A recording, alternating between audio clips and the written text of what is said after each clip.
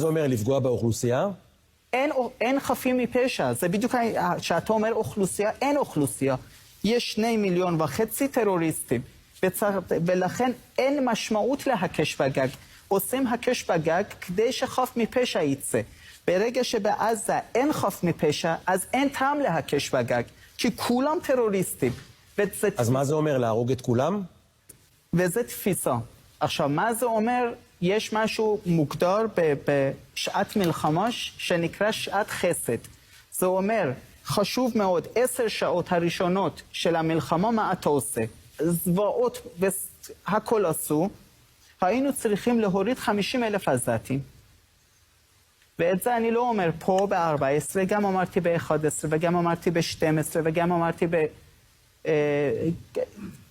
בכל במה אפשרית אמרתי, לא מכיוון שעכשיו פה 14 אני אומר את זה, בכל במה איך להרוג 50,000? מטיסים מטוסים, 4 גלים משטחים. זה נקרא דגם איראני, רוסי, טורקי, כי אנחנו במזרח התיכון, לא מערביזציה. מחר בבוקר מתעוררים, עכשיו יש תמונות, מעשי זוועה שהם עשו, יש לנו הסברה ישראלית, מביאים את כל העיתונאות, מביאים את כל שרי חוץ ונופל בין הכיסאות, סגירת חשבון. אבל זה לא נעשה.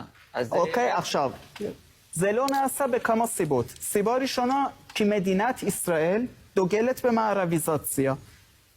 יש לי משפט שרץ ברשתות, פה זה לא מקום של סושי, פה מנגבים חומוס. ותפיסת עולם החילוני ליברל, שמבוסס על ערכים אחרים, לא מתאים למזרח התיכון. אז בכלל, בהערכת מצב אנחנו טועים. בהגדרת אויב אנחנו טועים. לא עשו את זה, כי בצעד הראשון אנחנו לא לוקחים בחשבון שחמאס הוא לא האויב, אלא כל עזה הוא האויב.